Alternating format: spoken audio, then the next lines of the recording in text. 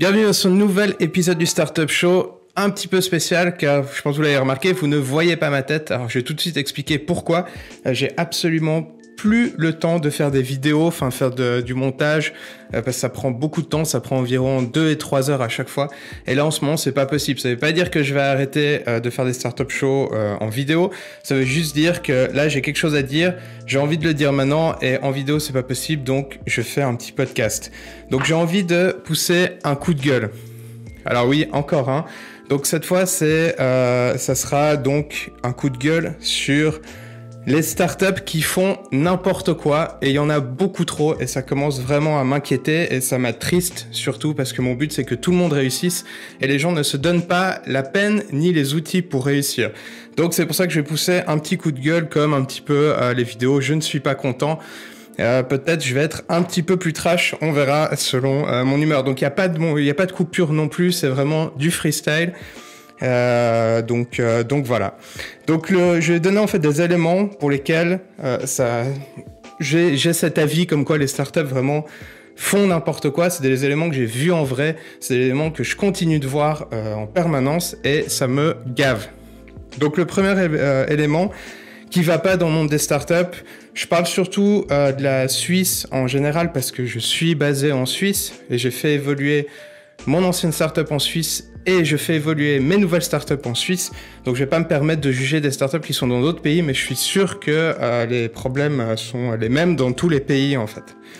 Donc le premier point qui va pas, c'est le manque de focus. S'il vous plaît, la réussite d'une startup ne dépend pas des articles que vous allez avoir dans les journaux. On s'en fout. Les articles ne vous ramènent pas d'argent, à moins que vraiment ce soit un article dans TechCrunch ou j'en sais rien, quelque chose qui vous ramène vraiment des vues sur votre site. Si vous vous concentrez 3 mois à avoir un article dans un journal qui vous amène 1000 visiteurs sur votre site, que vous allez de toute façon pas convertir ou alors convertir vraiment une minorité de ces visiteurs, ça ne sert à rien. Donc, concentrez, votre focus doit être uniquement sur le développement de votre startup et de votre produit. Rien d'autre. S'il vous plaît, arrêtez de mettre votre focus sur des choses qui sont futiles. Deuxième point, il n'y a aucun testing. Les startups ne testent rien du tout.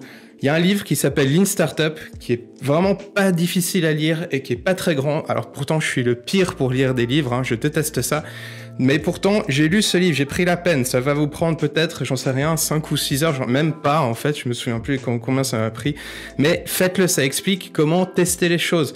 Les startups ne testent rien du tout. C'est-à-dire qu'elles vont faire, par exemple, une campagne marketing, elles vont dépenser 20 000 balles pour une campagne marketing et elles vont pas faire de testing. Ça ne va plus. Vous devez tout tester. Vous ne pouvez pas perdre votre temps et votre argent. Si vous ne testez pas, je vais être clair avec vous, votre startup va se planter clairement.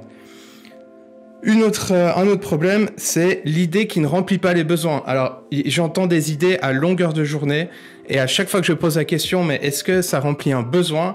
Le 95%, le 95% des idées, des gens me disent « Ah non, en fait, ça remplit pas un besoin. » C'est pas possible. Vous pouvez pas créer une compagnie selon votre besoin personnel ni un besoin qui est imaginaire. Vous devez parler aux gens, vous devez communiquer aux gens, s'il vous plaît. Un entrepreneur, c'est quelqu'un qui s'ouvre aux gens qui y a autour de lui et qui essaye de résoudre des problèmes, qui essaye d'apporter des solutions. C'est rien d'autre que ça. Ensuite, alors ça c'est mon point le plus préféré, c'est mon point préféré, c'est la rentabilité des entreprises.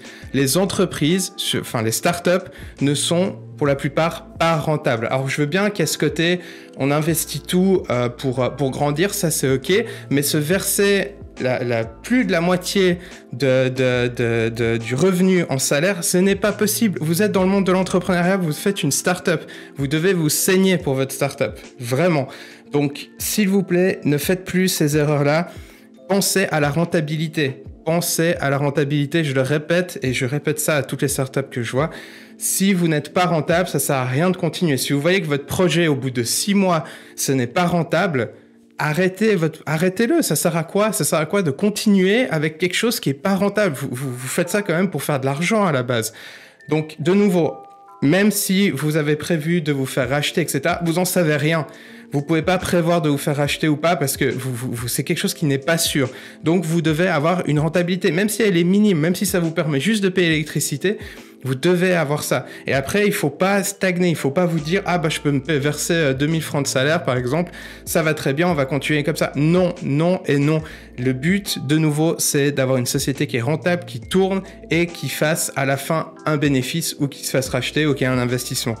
Mais si vous cherchez un investissement, l'investisseur va quand même regarder que vous avez pensé à ça. C'est clair il va voir que vous n'avez pas un bénéfice extraordinaire, ce qui est tout à fait normal. Mais par contre, si vous faites n'importe quoi avec votre argent, si vous payez des baby-foot à 3000 balles et puis au lieu de dépenser cette somme en marketing, il va le voir surtout au niveau des salaires.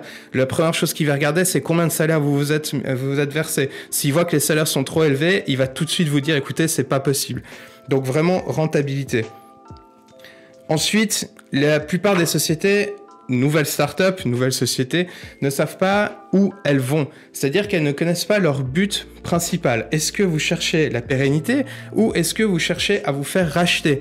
C'est aussi hyper important. De toute façon, là, tout ce que je vais dire, si vous le faites pas, si vous suivez pas les points, je vous dis, votre startup ne va pas fonctionner par expérience, croyez-moi. Donc, pérennité versus rachat ou gros investissement, comme vous voulez. C'est important de le savoir parce que c'est deux stratégies complètement différentes que vous devez mettre en place le premier jour où vous décidez de créer votre startup. Si vous ne le faites pas, ce n'est pas possible. De nouveau, si vous cherchez un investisseur et que vous avez une stratégie de pérennité, l'investisseur va le voir. Il va vous dire, mais les gens que j'ai en face de moi, c'est des blaireaux, quoi.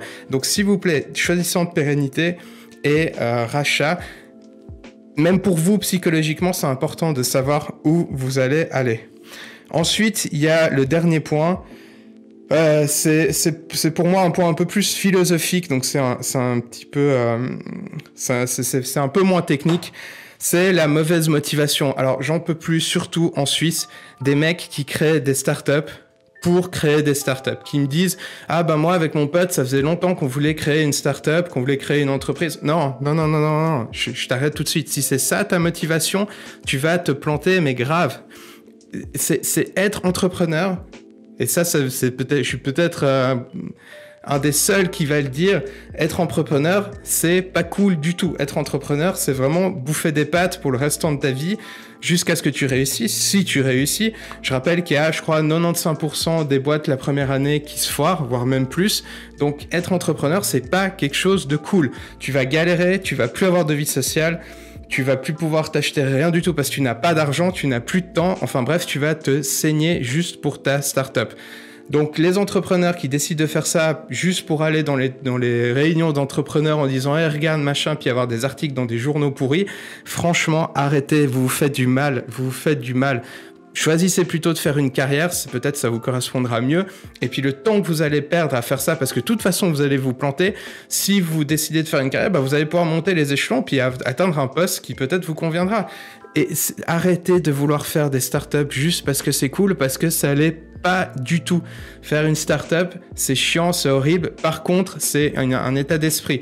Ça veut dire que si vous êtes plutôt avec un caractère indépendant, que vous voulez aider les gens, que vous voulez vous ouvrir vers les gens, faites une startup. Mais si c'est pas le cas, arrêtez tout de suite, arrêtez de vous faire du mal.